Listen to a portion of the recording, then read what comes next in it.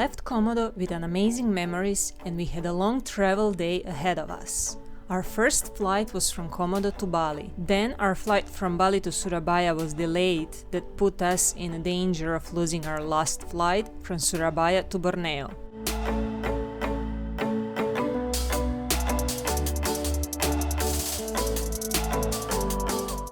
Arrived! At the airport, we had a lady waiting for us and help us to get into our hotel. It was a cozy place that had nice garden and a lot of koi fishes. Next morning, the owner of our tour agency, City, arrived to pick us up. First, we visited a traditional Dayak longhouse, where we learned more about the native people of Borneo called Dayak. 50 meters and about 17 family could living together inside. So why it hides, as I taught you before, that is just to keep them away from the wild animals and from the flooding. We entered the house and we noticed that stairs were made from just one carved piece of wood. Siti explained us about one interesting Dayak practice from the past, head hunting. Dayak ethnic headhunter community, it needs for 5 or 7 person. So, but they are fighting fairly. Oh. Yes, so they must fighting if they found the victim. But of course, they have the not like all the men must be victim. No. This must be smart and must be strong. Yeah, because it Strong. must be a real help for the Yes. afterlife. Because when they got the hands of the that man, it will be serve the leader In the to the afterlife. yeah. Nice. Welcome to Kumai. Kumai is a village on Captain River, where all Klotok tours start its journey to the Tanjung Puting National Park. Klotok is a traditional river boat used to navigate the waters of Indonesia. The boat's name refers to the noise it makes. Klotok, klotok. As Siti was saying goodbye to us, we were ready to start our Borneo adventure with Daddy, our tour guide. Once we left Big River, we entered Seconyer River that makes part of the national park. We noticed that palms were surrounding the river, and we were warned about crocodiles living in these murky waters.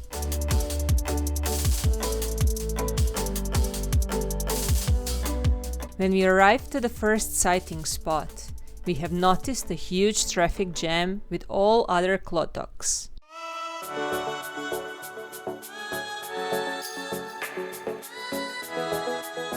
We walked through the jungle to the Tanjung Harpen feeding station, and we waited for orangutans to show up.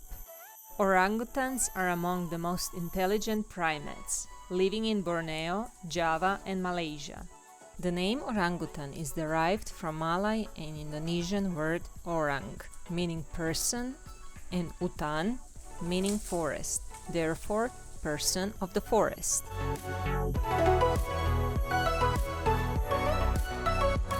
Some were very shy, but the alpha male made quite an entrance, breaking the tree branches. Mature male orangutans have large flappy cheek pads, known as phalanges.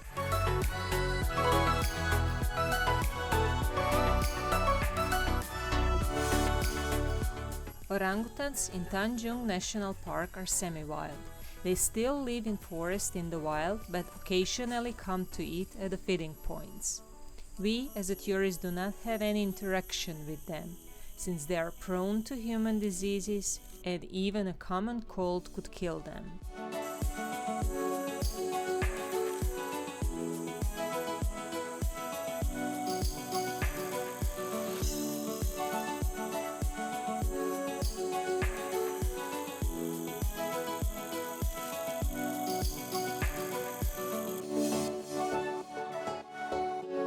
Now I finally understand why there is an expression that you are sensitive as a mimosa. Our boat was heading upriver and we stopped at Seconyer village.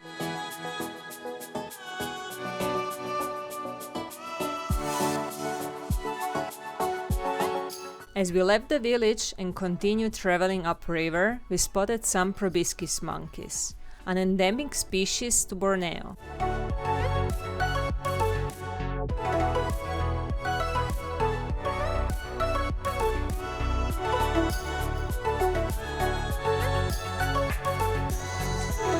Waking up on an upper deck of a klotok made me realize how calm and relaxing mornings can be.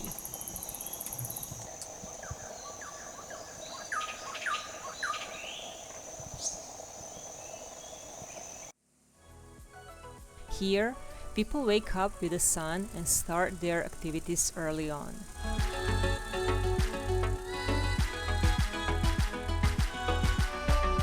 After a breakfast, we were on our way to the next feeding station, Pondok Togoy.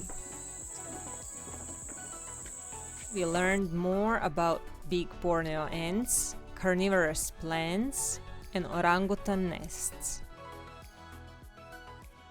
Orangutans live more solitary lifestyle, while adult females are semi-social and live with their offspring for the first 2 years of their lives.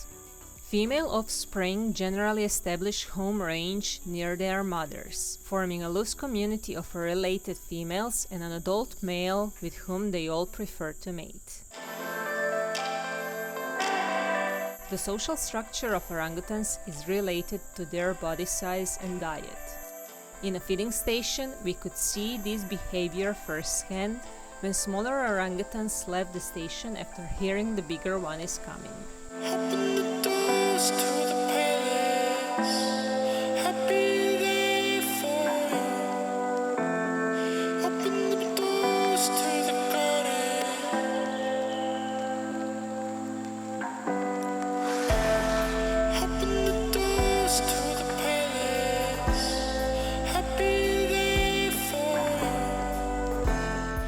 As we continued our ride deeper into the jungle, we passed by some remote houses where people still live.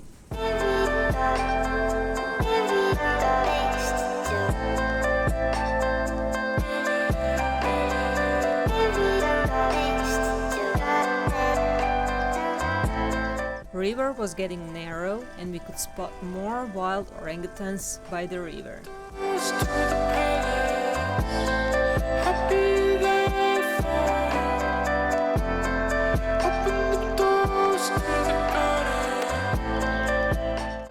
Our last feeding station was deep in the jungle, and we waited a long time before orangutans showed up. Here, first the alpha male arrived.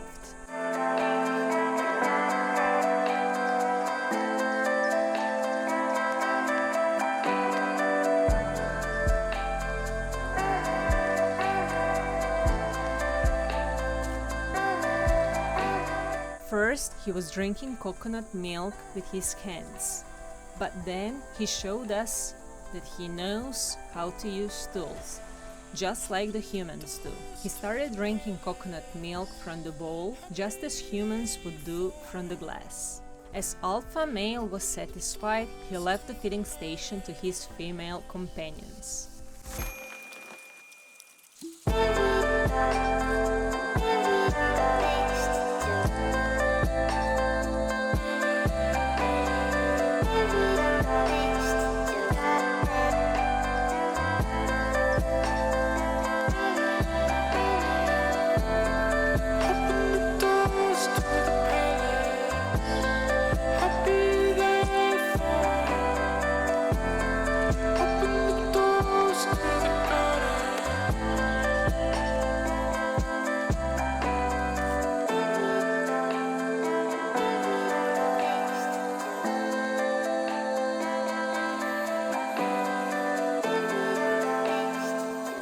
We all thought that alpha male left for good, but he was all the time observing closely what was happening in the feeding station.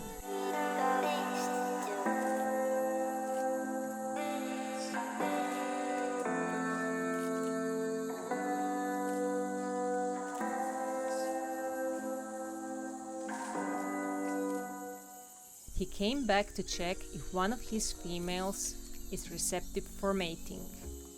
Her offspring was not very happy about this alpha male move.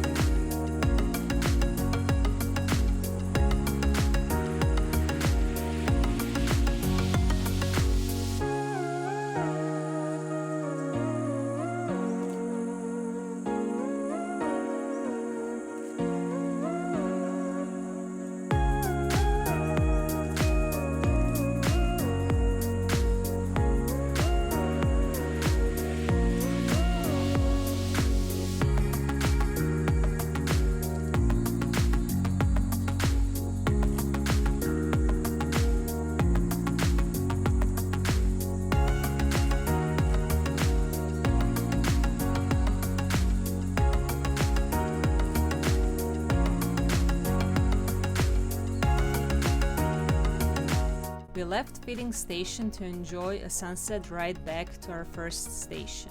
There, we had dinner and went to sleep. After another night's sleep on the upper deck of our klotok, we were ready to come back to the civilization. Actually, if it was our choice, we would probably stay longer in the jungle. But our new adventure was calling for us.